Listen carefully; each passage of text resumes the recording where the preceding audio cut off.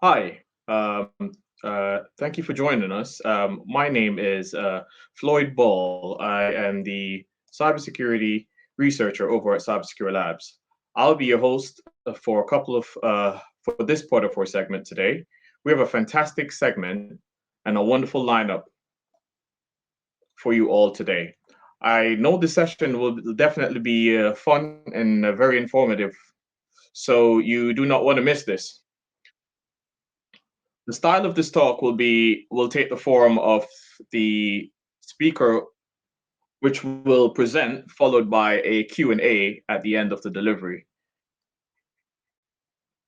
That's if any. On our list of speakers, we have our next speaker. He is the co-author of OWASP API Security Top 10. I introduce to you all Inon Shkedy. Hi, Inon. How are you doing? The floor is all Good. yours. Thank you so much, Floyd. Hey, everybody, and thank you so much for joining this session. Today, we're going to talk about the evolution of the OWASP Top 10 for API security. We're going to talk about a little bit about what is OWASP, what is the OWASP API security Top 10, and also about the new version. So let's begin. Before we start, just a few words about myself. I'm the head of security research at Traceable AI, which is a startup in the field of API security. I got 10 years of experience in application security, and I performed many different penetration tests of different systems. And also, I grew up with API. So, what does it mean? Basically, I started my career back in Israel, where I used to be part of the red team of the Israeli army.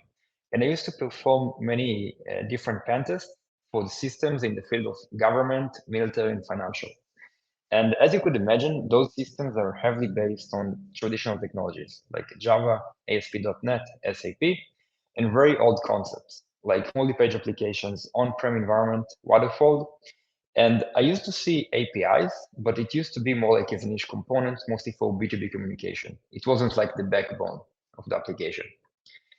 After serving in the Israeli army for 5 years, I decided to buy a one-way flight tickets to the Silicon Valley in California. And in the last 5 years, I've been working mostly with startups and Tier 1 companies. And I got exposed to a new field of technologies like Ruby on Rails, Node.js, Elixir, and very new concepts like single page applications, cloud, CI/CD.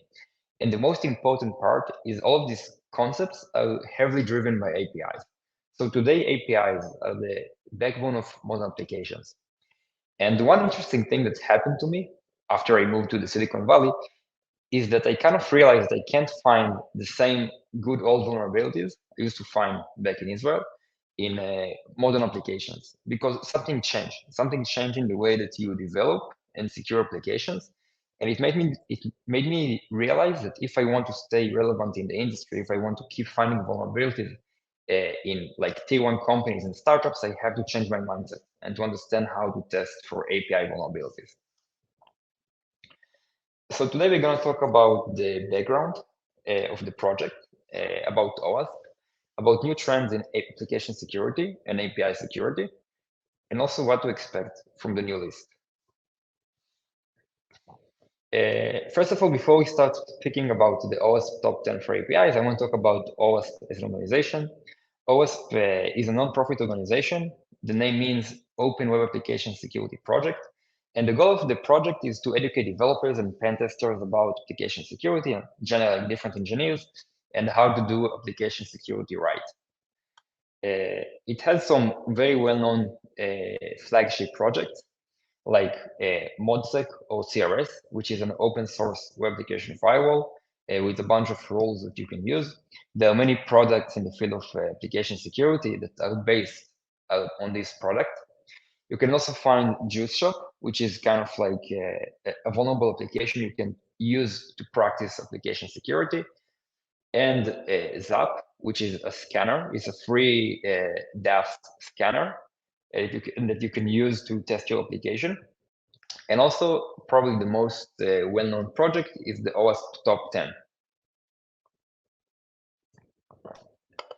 The OWASP Top 10 is a list and it defines the top 10 threats for applications. So, the problem is that as a security engineer or as a developer, you have so many types of problems that you can focus on. It's very difficult to stay focused and like to understand how to navigate this endless sea of vulnerabilities. So the goal of the OWASP Top 10 is to help developers and engineers or security engineers in general to navigate this maze, or like to understand in which vulnerabilities you have to focus.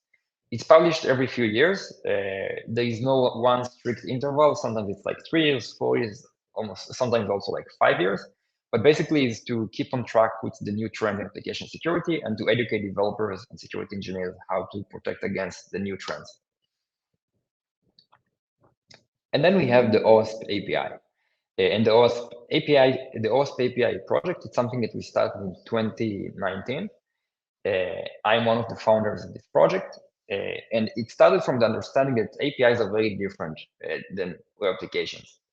And based on my experience and like all the changes that I've seen in the field of application security, and after I moved to California, I realized that it would be a very interesting project to join to. And basically, we understand that APIs need a new list, and the OWASP Top 10, the old version, wasn't enough to cover all the things that we see in APIs, and also contains some irrelevant things that are like less applicable when it comes to APIs. And this is what led us to create the OWASP API Top 10. The first version, the OWASP Top 10 for APIs, the first version was published in 2019. And it got a lot of traction. Gartner, press releases, like you can see many developer trainings or like pen testers trainings that are based on the OWASP API Top 10. If you go to Udemy or Coursera and you look for OWASP API, you would see a bunch of courses that like talk about API security from the perspective of the OWASP API Top 10. What we recently realized that things have changed since 2019. It's been a while, and we wanted to update the list, basically to create a new version of the list that covers the new trends that we see in application security. So in order to build a new list, there are a few steps that have been taken. We haven't released the final list yet. It's still in the creation process. But just to review the different steps, first of all, is to gather information. We went to bug bounty reports and bug bounty programs like HackerOne, and basically looked at the data and to see what are the most common vulnerabilities that pen testers and bug bounty hunters find. And also like reviewing public breaches that you can find online. And we also interviewed many like thought leaders in the industry that work in different fields of application security. Either like if it's pen testers, people that write books about application security, and so on. Based on this information, we conducted a draft of the release candidate. This draft was reviewed by initial set of reviewers from different vendors, from different different independent contractors, and so on. And then we published the release candidate a few weeks ago. Now we're in the process of gathering feedback from the community about the list, and we will adapt the list based on the feedback we get from the community, and planning to release the final list in a few weeks. So I want to talk about the new list and kind of like to understand what changed from 2019. But before we do it, I want to talk a little bit about why there is a need for a new project for API security, and why API security deserves its own field under the very busy cybersecurity market. You have so many subfields of cybersecurity, right? You have phishing, you have endpoint security, you have application security, and then under application security, you have subfields. So what's the reason we need another field of API security? Let me try to understand it. Let me try to explain it by explaining what changed between traditional applications and modern applications. And then we're gonna review how those changes impact application security and why API security deserves its own field, because it's so different, right? So what I want to do first is to review the patterns between the client, web servers, and the databases when it comes to traditional applications. So back in the day, the patterns used to look pretty simple. The client would ask for specific pages. It would ask for pretty generic pages. For example, the client would ask from the web server, give me home.jsp, which is the homepage of the application. The web server would fetch data from a database in order to build a visual page that represents the home page. This process of taking data and creating a visual page is called rendering. And back in the day, it used to be done by the server itself. After the server finishes to build this visual page, it would send it back to the client in the format of HTML. And then the responsibility of the client of your browser was pretty limited, and it was to present you the HTML file from the server. You could find some JavaScript, but it's usually more simple. Today, things look very differently. You know, if you look at a modern application like Google Drive, for example, the traffic and the patterns behind the scenes look very differently. First of all, clients no longer ask for like complete whole pages. They would ask for very specific type of information. They know much better what they want and what they need. So they have much more control on the data that they are going to ask. So for example, today the client might ask for, give me the last 10 notifications of the user, or I want to get news from this date to this date, or give me the leadership board, but only the last 5 users, the top 5 users. So clients would perform very specific API calls to ask for specific pieces of information, and then the web server would fetch data from the database. And today you can also find more types of databases. Like on top of the traditional SQL, you can find Elastic, you can find NoSQL, which is based on JSON. And the web server, in some way, the API would be used as a proxy between the client and the database, because it wouldn't create any visual page. It would just return back to the client the data from the database after doing some processing. But the data would be returned as raw in the format of JSON. So the client would receive from the server raw data, and it would be the responsibility of the client to render the visual page and present it to you as the user. So it's very important to understand that the rendering component moved from the backend to the client. And this change happens because today clients have much more power. They are much more powerful. You know, back in the day, like if you take a look 10 years ago, 15 years ago, your browser was pretty limited in the amount of things that the browser could do.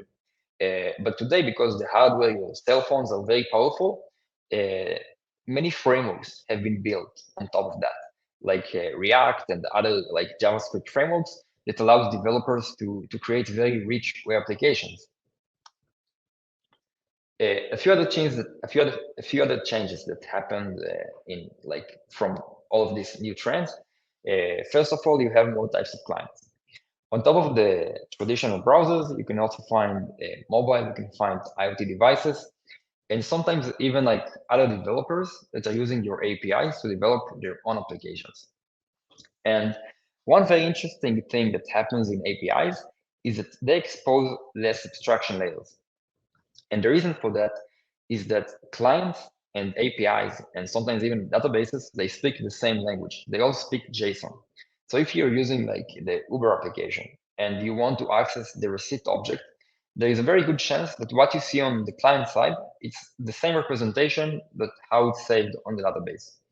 So it makes it much easier for developers to use the API. So for example, if I'm a front-end engineer and I want to build a UI for the API, it's much easier for me to understand how to access the API and what is the business logic behind the scenes, which is good. But at the same time, it's much easier as an attacker to take a look at the traffic patterns and to understand how the API works, and also to use it for bad purposes like hacking the API. A few other changes, you know, we have the good news and we have the bad news because of all the changes that I just mentioned. So today it's very difficult to find things like SQL injections in modern applications.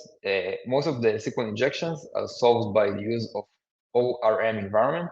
And I'll tell you a secret, the reason why developers choose to use those ORM environments, it's not because of security, it's just because it's more convenient. But it gives you also the free added value of security, which is great. And then things like CSRF, if the developer uses the authorization header instead of cookies for authentication, the API is not vulnerable to CSRF by design.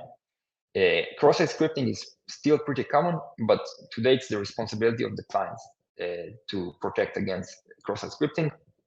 Basically, if the server does not return HTML pages, it cannot protect against cross-site scripting. So it's the responsibility of the client to do it. Or if you talk about XXC, which is a vulnerability in the parsing process of XMLs, today doesn't really happen because developers use JSON instead of XML. But then also we have the badges. So first of all, in APIs, the attack surface is much larger. What does it mean? APIs send more API calls. Modern applications, they send more API calls, and it means that the API exposes more entry points to the server and also receives more parameters.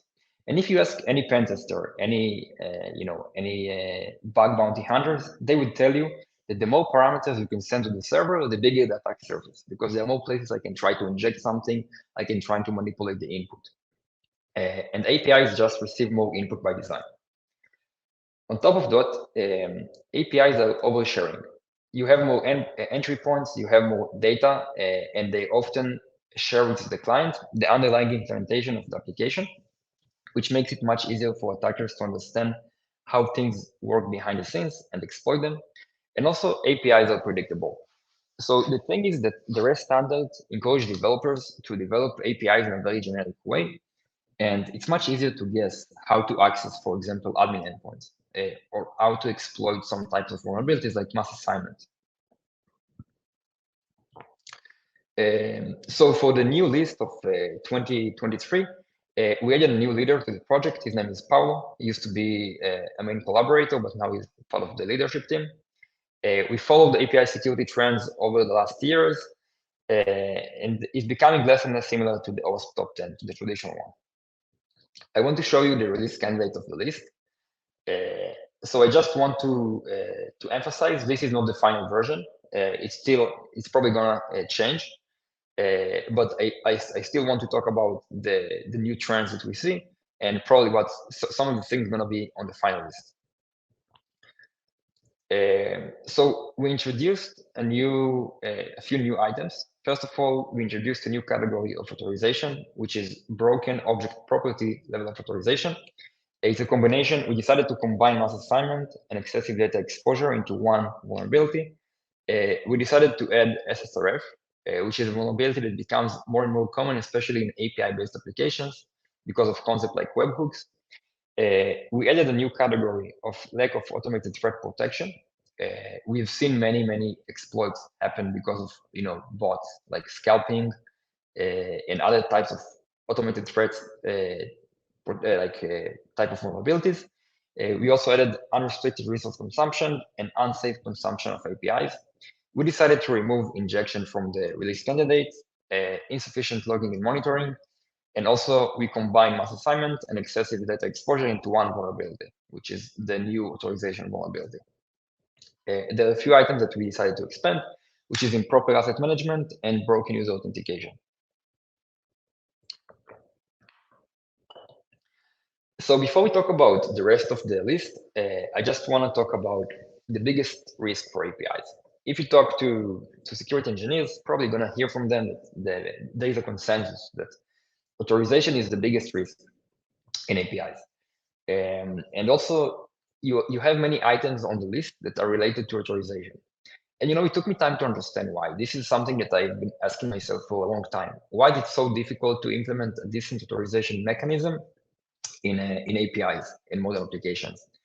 And it took me time to get to the conclusion, but I believe there are a few different main reasons. The first challenge is that authorization, unlike authentication, is a very decentralized mechanism. So for example, if you take a look at the authentication mechanism, it could be done in a few places in the code, or one place. It's pretty centralized mechanism. You can have a dedicated team to authentication and just to implement it in a pretty strict way. But when it comes to authorization, you have so many places. you can implement authorization. If we talk about object or object level, property level authorization, it's done in almost every controller in the code, which we're talking about in in an API of like a medium-sized company, talking about probably thousands of places where you need to make authorization decisions. When we talk about the function level, it can be done in the code configuration and sometimes even in the API gateway. So it's not the responsibility of just one team in the company to implement decent authorization. It's the responsibility of every single engineer that writes code in the company, or even not writes code, even like does some configuration like DevOps. On top of that, in modern applications, you can see very complex like structure of users and roles. That makes it much more difficult to write the authorization policy and to kind of like to decide who can do what. So some of the things that we can see is, for example, you might have one user. This is some example for like health provider application. And then you have different types of users. You have patients, care provider, and admins. But then you can see some like weird behaviors. Like one user would have two sub users. Like Hugo, I can create a sub user to my kid, for example. And it makes it more difficult to implement authorization because then by design, one user should have access to the PI of another user. Or you might have like user that belongs to two different groups, like Jack, which is a care provider and also an admin. So how to navigate this authorization mechanism or this authorization maze? I want to talk about each one of the authorization problems by giving you an example of one endpoint from like an Airbnb style of application. So on Airbnb, if you want to book a place, you need to send a request to book the place as the guest. And then there is a process that the host has to approve your reservation. And this process is done by calling the API endpoint of post/API/accept reservation. So the first type of authorization problem would be if someone who is not a host would try to access the accept reservation. So for example, as a guest, if I'm a guest and I'm trying to access the accept reservation and to accept my own reservation, and the developers don't validate the time from the right group, the API would be vulnerable to broken function level authorization because a user from the group of guests would be able to access an endpoint that should be accessed only by hosts. So even if the developers made sure that you're a host, there are still two different levels of authorization you can make mistakes.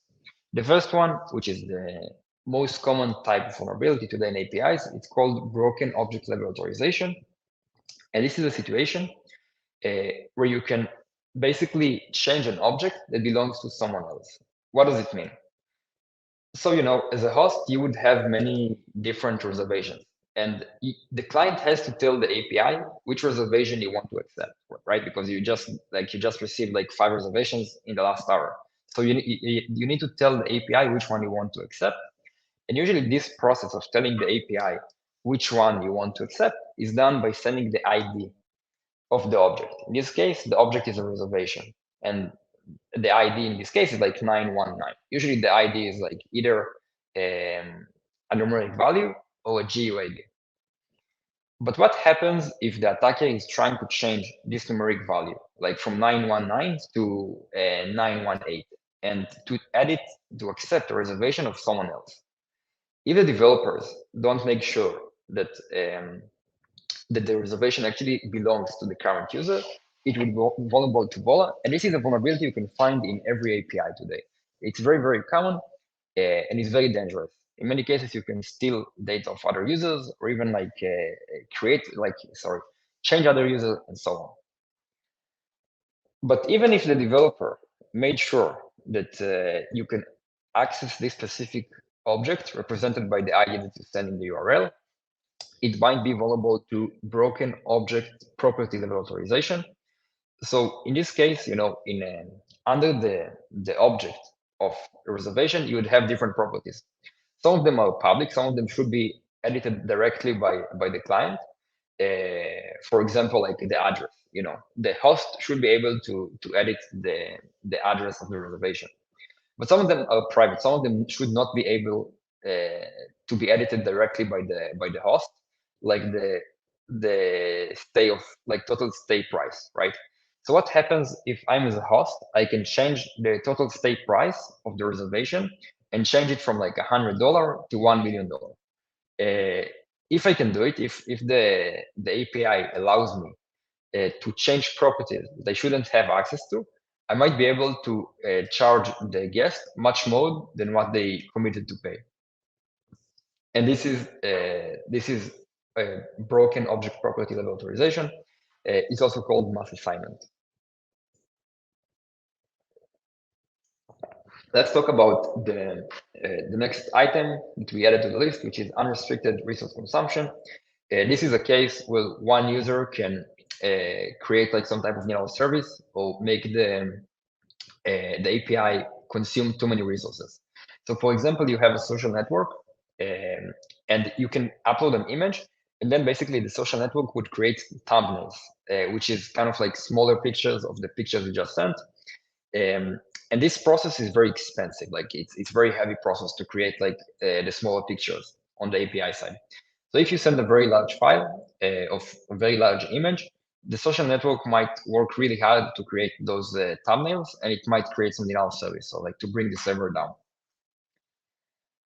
I want to talk about the new category that we decided to add, which is lack of automated threat protections. And what we are seeing is the rise of API bots. Many industries are suffering from automated threat activities, and we can see it every week on the news. So the challenges around bots is, first of all, they're becoming much more profitable. Like the operators of bot networks are becoming more and more creative when it comes to how to make profit out of them. Bots are becoming much smarter and more human using AI and machine learning. So for example, if you have a bot to create fake reviews for a product in Amazon, there is a team in Amazon that reviews each one of these comments to make sure it's like it looks legit, right? And they are not too similar to each other. So what we can see is that today the operators of the bots might use solutions like ChatGPT in order to create like reviews that actually look real and that have been written by a human, which makes it more difficult to protect against this type of bots. And the reality is that there is no one way to implement automated threat protection and to protect your APIs against bots. It's kind of similar to authorization. It really depends on the business needs in the industry that you're in. So if I have, if I have an e-commerce shop or if I have like a social network, the type of protection I would need to implement against the bots, it's very different. One new trend we can see is like scalping bots. It's a very common threat today, especially when it comes to e-commerce. So what's common between those sneakers, the COVID mask, concerts, and PS5? All of them have been targeted by scalping bots. So what is a scalping bot? It's a pretty simple concept. Basically, it's a bot that is waiting for a company to release an item that is like a very high demand, for example, the PS5.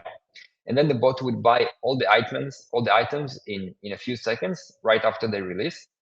And the operator of the bot would just resell those items for a much higher price. So if I could buy, I don't know, like a concert ticket for like $100, but I bought all of them together, then I would just resell them for like $200.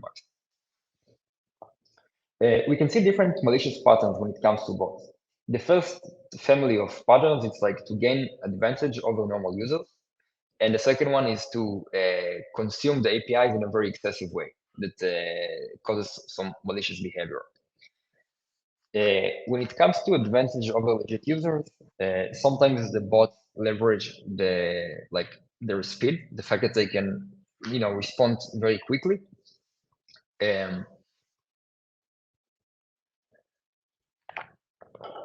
For example, if the bot can buy the item much more fast than you, in the case of scalping, the advantage here is speed, or bots might be able to join raffles much faster. And also you have the quantity advantage. For example, bots can vote many times, like more than just one user, or they might be able to post many comments. Or if you talk about the second family of problems, it's like excessive consumption. For example, bots might be able to try username passwords much more fast than regular users, like than a normal human being, and then it can lead to credential stuffing when you're just trying different combination of username and passwords.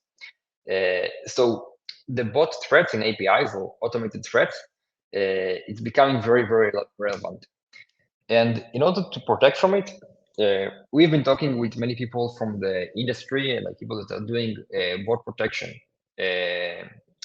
like to understand how you can mitigate this type of problems. So the bad news is that there is no one way to do it. It's kind of like a complex mechanism. It also depends which type of threats you want to protect against. If it's just a script kiddie, it's one thing, but if it's someone that this is what they do for a living, it becomes much more difficult. But let's talk about different layers of what you can implement when it comes to bot mitigation. The first layer is just to restrict the IP addresses of who can access the API. So one example would be if you have a company that provides only services in the US, you might want to block all the other countries that are trying to access your API, or at least the more important APIs. So you wouldn't allow to complete a transaction from like China, for example. You can also easily block basically all the exit nodes of Tor. You can also restrict devices. You can say like, I don't accept API calls that are coming from devices that are headless browser. Or if I have like a mobile API, I wouldn't allow access to clients that claim to be browsers. Those restrictions are pretty easy to bypass. It's not like it's pretty simple, but this is like the first line of defense. And then you can implement rate limiting. Basically, you're saying, okay, you can access the purchase product or login endpoint only like 5 times every minute or 5 times every hour. On top of that, you have the human detection, things like CAPTCHA or biometrics, to make sure that the client is an actual human and not like an automated script. And on top of that, you can analyze traffic for abnormal activity. So, if you have like the regular pattern of a user, it would be to log into the API and then to look for items for a few minutes and to add to the cart some specific items and then to complete the purchase. This is like the normal activity. But then if someone is trying to log into the API and to access the complete transaction endpoint like 10 times in like one minute, this is suspicious, right? Because usually the users, like the legit users, are using the API in a bit different way. Another interesting vulnerability we added to the list is SSRF, server-side request forgery. And this is a pretty common vulnerability in API. So for example, if you have some type of a social network API, and then you have the feature of upload a profile picture, but you can decide to upload it from your own device or just to provide a URL to that the API would access this picture from. So a legit use of this API would be just to send image URL and then like my photo, the URL of my photo from like another social network. But what happens if I send in this image URL like a reference to a malicious website and to a very large file?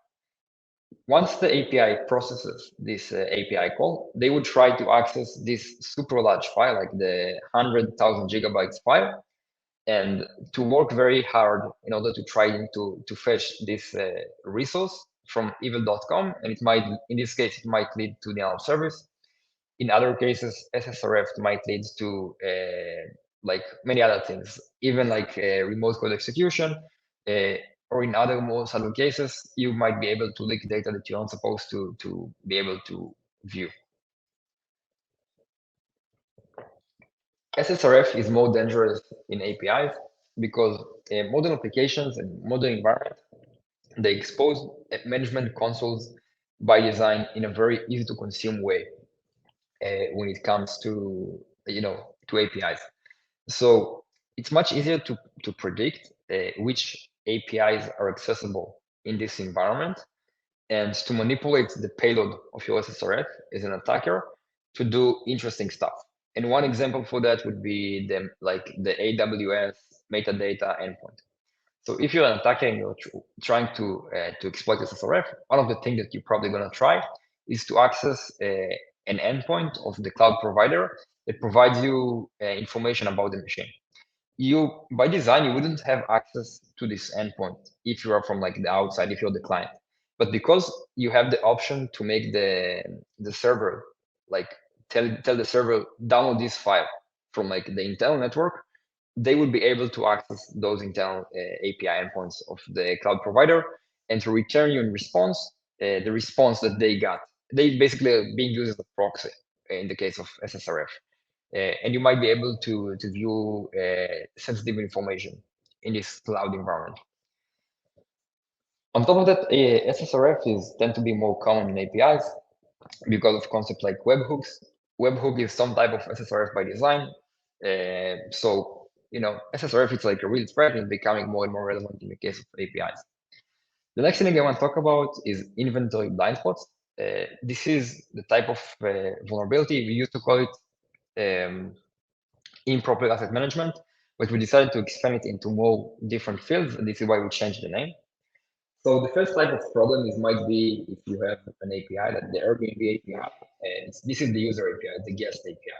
And you would have different endpoints, like the v1/payments, the v1/post review, and the search. But then also you have the old export user data. So the thing is that the first three endpoints, they have documentation. You can take a look at the documentation of the API, or you can talk to the engineers and they're going to tell you, yeah, we have three endpoints on this API, which is good. But then the old export user data, this is an undocumented endpoint. Someone wrote it a long time ago. They didn't have time to write documentation, and they just left it there. So nobody knows about this endpoint, which can make it very dangerous. Because if you don't know about something, you can't really protect against it. And it might run older versions. As you can see here, it's like version 1.2 instead of like just 2. And it's becoming like a pretty serious threat. And many times attackers are trying to target those specific endpoints. Kind of similar to that, you can find shadow APIs hosts. Those are the forgetting APIs. It's a bit more serious than the previous one, because in this case, you might have a complete environment, a complete microservice that the developers or the DevOps engineers don't really know about them. So in the case of Airbnb, you might have the user API, the host API that people know what is there used for, but then you have something that looks like qa3.airbnb.com/backup API/v1. And you're going to the DevOps team and you ask them, what is that? What is this API? When you do like, some type of security assessment, and they tell you, we don't know.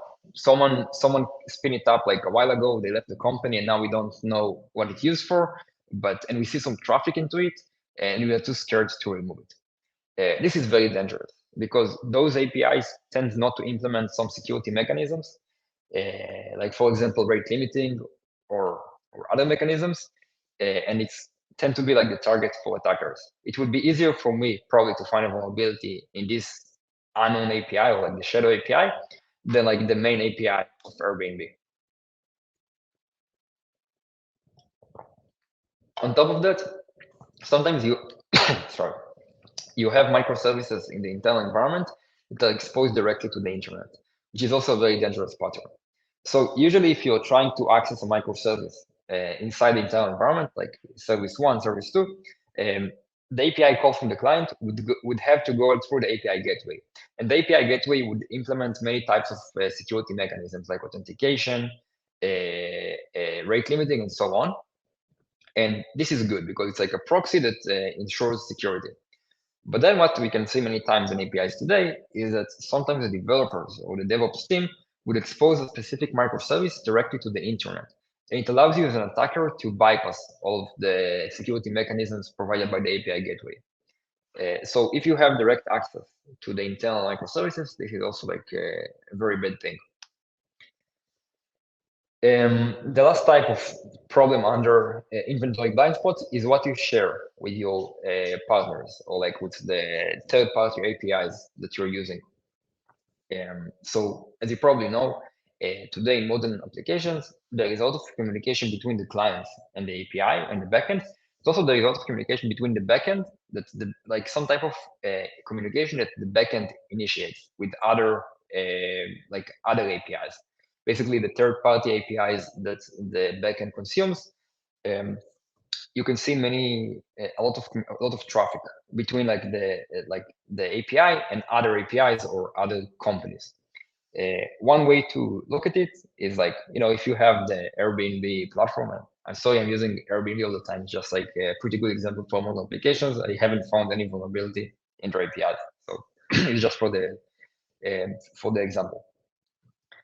So Airbnb supports different apps you can integrate with as a host to be able to manage better your property, kind of to give you more features. One of them is Guesty. And this is like an approved Airbnb partner. So they might have some internal communication between the Airbnb company and the Guesty company. And this communication is like the B2B type of communication that can be done using APIs. Usually it's done using APIs. So what is the problem? Is that many times the companies don't know which type of information you share with the other APIs that you're talking to. In this case, between the tax microservice of Airbnb, they might send some information to the Guesty platform, which is okay because it's part of the business flow. But the problem is that many times companies don't have visibility to what type of information. They know that there is some communication, but they don't know what type of communication is it. So in this case, maybe the Airbnb platform shares the payment details with Guesty, which is something that is not supposed to be shared with Guesty. And if there is a data leak on the Guesty side, it also could lead to like big problems on the Airbnb side. So if you don't have visibility into these flows, your API will be vulnerable to inventory blind spots. Another, like the last one I want to talk about is the unsafe consumption of APIs. Basically, understanding that many times the reason why I wanted to bring up this vulnerability in the OWASP Top 10 API in the new version is to increase awareness among developers that they need to be cautious about the input they consume from clients, obviously, but also from the output they consume from other APIs. So, for example, if there is like some API that provides you stats about your tweets on Twitter, and it might consume some information from the Twitter API, many times developer tends to trust this output that comes from Twitter API because saying, yeah, it's Twitter, so it should be safe. But it's not true because Twitter API is not responsibility to protect against you. So what happens if you have a username that is malicious, that coming from the Twitter API, just like the handle of the Twitter is malicious, and the developers that build this API of the Twitter stats, they just trust it, and it might lead to things like SQL injection or process scripting and other type of vulnerabilities. So I think now it's just new protocols. We also decided to acknowledge that existing of new protocols like GraphQL, gRPC, and WebSockets. We didn't decide to create a new category for these protocols. We just expanded the current categories in order to include examples for security best practices for those protocols. And I think, you can also join us and contribute. We would love to get your feedback about the release candidate before we publish it officially. I think now we have some time for questions. Thank you, Inon. Thank you, Inon, for that fantastic presentation. I myself, who has been playing with APIs as of quite recent, has find this very, very, very informative. We have a couple of questions here from our panel, and I just wanted to put them forth before I put questions of my own forth. So there's a question from I don't want to his name here, but it's Sachindra Narayan, and the question is how frequent is implementation with OAuth 2.0 Akable? Can you please reread the question? Kind of breaking. The question is, how frequent implementation with OAuth 2.0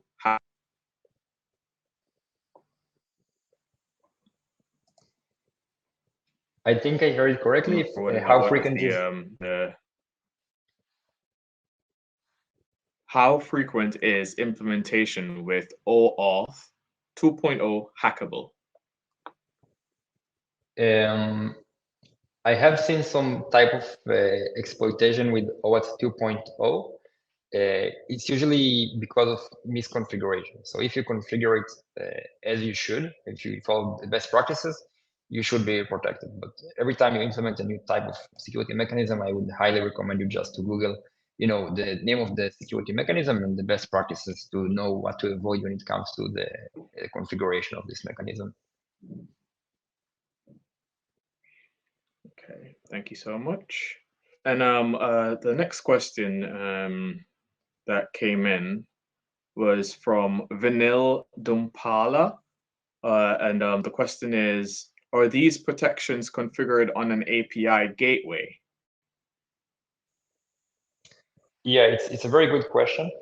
The API security field is a bit crowded, and sometimes you can see API gateway companies claim to do API security and to protect against all these type of threats. The reality is that in the API gateway, there are very specific types of things you can protect against. Like, for example, the API gateway might be a good place to implement authentication or rate limiting. But when it comes to things that happens inside the code, like SSRF or a broken object level authorization, this is something that you can basically not protect from the API gateway, because the API gateway sees the API traffic from a very high level, and you need to implement those mechanisms in the code itself. Like, you need to know that you need to define in the code that one user cannot access an object of a different user. And this is not type of a rule that you can defined from the API gateway. Yeah. So yeah, from my understanding of the what we would call the BAFLA and the broken access authorization type of a vulnerability, one allows an unauthorized user to view that data, and the other allows the authorized user to carry out action on that data. Am I correct? Yes, exactly. Just trying to, brilliant. Just trying to confirm this question here. I hope that is clear for you, Vanilla. My next question is from Edwin Hurst. Edwin asked the question, you highlighted the complexity of user reason with Alt-Z is difficult. Is this a sign that we should be trying to simplifying our user role? I think if the user roles and the user structure and API was simple, it would be much easier to protect against, and I would be happy to see it. But the reality doesn't really fit with the nature of modern applications, because companies just want users to be more connected. If we, for example, take like a social network, the design of the business model of the APIs is that you should be able to access or to view like information from other users, because they encourage you to share information with other users. So the business needs just leads to much more complex authorization mechanisms. So far, what I've seen is that usually developers don't use kind of like a specific framework. They just write their own authorization policies because they're very specific to the industry and to the API itself. I can give you an example. If we're talking about an API like Uber, and you would have like an admin, right? You would have like an admin of Uber, and like the way that it works, you wouldn't have like one global admin for like the whole world. You would have like an admin for like the East Coast, an admin for the West Coast, and then what happens if an admin from the East Coast is trying to delete a user that belongs to the West Coast, to San Francisco? This is something that shouldn't be allowed by the Uber policy. But this is not something that is generic. You need to write code to define what is an admin, and then you need to write the code to define what it means that they're from the East Coast and the West Coast. This is why it makes it like more difficult to implement like a decent authorization mechanism. Yeah, I totally get that. It's a similar, just to add on to your point there. It's a similar case with, let's say, cloud computing, whereas you're able to access containers from a different region. Am I correct? Right. Yeah. And to define the policies, who can access what, this is the challenge, right? Yeah. Brilliant. Thank you so much for that. I have another question that just came in here from yeah. Apologies, Eunice, if I've butchered that one there. The question is, thanks, Inon. In your point of view, how to mitigate credential stuffing? Yeah, this is the $1 million question. Like, if you want, it depends on the risk, and also it depends how much you want to restrict access to the APIs. Because ideally, what you could do is to just say, okay, every user would have only one attempt to log into the API, and then we're going to block them if they provide the wrong password, something like that. But it could harm the business if you do it this way. And this is why you need to do it in layers, and also to understand how much you are willing to sacrifice from the user experience. But some classic protections against credential stuffing would be rate limiting, first of all. If you're saying that someone is trying to access the login endpoint more than 5 times in 1 minute, you should just block this client based on the IP address or based on a combination of the IP address and other factors. On top of that, something that really can help is just to implement CAPTCHA. CAPTCHA is not like a bulletproof mechanism because you can also bypass it as an attacker, but it would make the attacker lives much more difficult. Another mechanism that is also, it's kind of tricky, but it can really help to prevent this type of vulnerability is to lock users. If you're saying that someone is trying to log into one user, which may like wrong passwords, just lock the user for 3 minutes or 5 minutes or something like that. But also here there is a risk because then attackers can just try to log in all the users in the system and create some type of denial of service. They're gonna like block all the users from accessing the API. I also would highly recommend you to go to there is a project of OWASP, I think it's called like authentication best practices or something like that. If you Google it, you would find it. And just like a cheat sheet that tells you how to implement this authorization mechanism. Okay, awesome. Brilliant. The question that came in, the user is anonymous, but the question says, how do you detect microservices which don't go through the API gateway?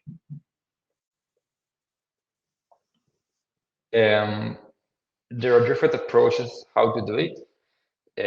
One of them is just looking at the traffic getting out of your organization to see, kind of try to understand which of them comes from which services. I personally, I haven't done it manually yet. There are some products in the industry that are trying to solve this problem. But I don't think I'm the right person to ask if you want to do it manually. Sorry. That's all right. Okay, and if you don't mind, I have a couple of questions of my own. Sorry, that I would like to. They're coming from a governance perspective, and I only have 3 questions actually. The first one is, how would you advise an organization to monitor for vulnerabilities in APIs that they use? Yes, so it's very important not only to write code that is like safe against API vulnerabilities. It's also important to detect if someone is trying to hack your APIs. because if there is an attacker, even if they don't find vulnerabilities, you still want to block them. And this is where application security products come into the picture. Some of them are open source and free to use, like ModSec, for example, as we talked about from OWASP. And then you can also, if you have the budget and if you have the resources, you can also purchase like more sophisticated type of solutions that would take a look at the traffic, analyze the traffic, and try to like detect those anomalies. Brilliant. Which I'm happy you said that because it's my leading question. From a blue team's perspective, how does one, what would I say, or the question I'm trying to ask is, what does an API related traffic from a traffic perspective, if we're monitoring this kind of events in the environment? Can you please repeat the question? What does an API related traffic looks like from a traffic perspective? An API attack, right? You asked for? So yeah, well, a normal attack versus not a normal attack, a normal traffic versus that of a malicious traffic. Right. So it really depends on the quality of the attacker. If they're more like script kiddies, you might be able to find very specific patterns that are very easy to detect. If you're trying to exploit SQL injection, for example, you would find a bunch of like special characters. Or cross-site scripting, you would find like HTML tags inside the payloads. And you also have like mod security, that this is one of the things that they are doing just to find those patterns or the signatures.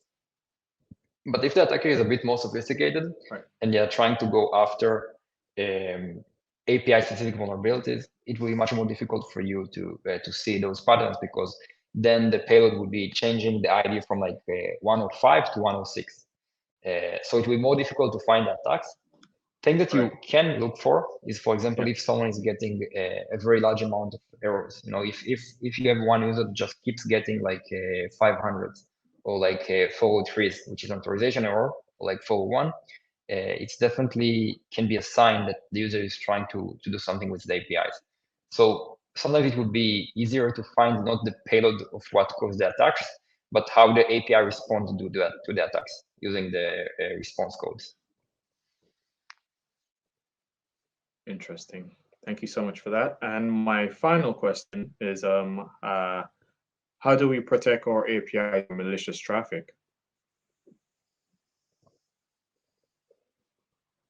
So I think if we want to protect against malicious traffic, you could use one of the open source tools, as we talked about, like mod security, or just if you have the budget and to buy like a more specific API security solution, like the one that I work, like the company that I work for, which is traceable. But you have different options. Brilliant. And do you think at any point that player of helping to secure APIs? Sorry, Floyd, it's breaking up a little bit. Can you please repeat? Apologies. Do you think, given the climate that we're now in, where as far as technology is concerned and the direction it's going in, do you think that artificial intelligence will help to play a part to mitigate some attacks where as far as web application as well as APIs are concerned? Yeah, definitely. We can see that AI is playing a role both on the attacker side and the protection side. So you can find some solutions in the market that are based on AI, like the company that I work for. This is how our solution works. It's also easier to kind of analyze the traffic of APIs because it's more predictable. It's one of the things that I talked about. So it's easier for attackers to exploit it, but also easier for companies to build products to protect against API attacks because they can base like the learning on this baseline. Got it. Okay. Oh wow, we have a series of questions come in here, and wonder how much time we. Looks like we have a little bit more time. I have a question that came in from an unknown user. They wanted to know any comments on business logic vulnerabilities and how to against them. Yes. So when we talk about business logic vulnerabilities, it really depends how you define them, because it's kind of like a very generic term, and nobody defined what is a business logic vulnerability, and you can look at it from different perspectives. The way that I look at business logic vulnerabilities is that like vulnerabilities are related to authorization. Like for example, if you as one user can access an object that doesn't belong to you and the API allows it, so it means that the business logic of the API allows one user to access something that belongs to someone else. It would be a business logic like violation. Again, different companies will define differently, so there is not one answer. But for me, if you want to protect against this type of vulnerabilities, it's more like around like hardening your authorization mechanisms and making sure that you're protected against the authorization problems. Brilliant. Thank you. And there's another question that came in from John Mahirk. Sorry, John, if I butchered that. John asked the question, based on OWASP principles, how often should an analysis be done? Yes. As in, he clarified, as in, how often does the market top 10 add new types of concerns? Yeah, I think it happens every few years. Just sorry, I see like on the chat that it seems that you're ready for the next speaker, Floyd. Can't see. Apologies. I see. Sorry. Yeah, I think we're out of time, guys. Inon, thank you so much for your time. This has been 100% informative and very helpful and wonderful delivery. Thank you so much again. Thank you so much.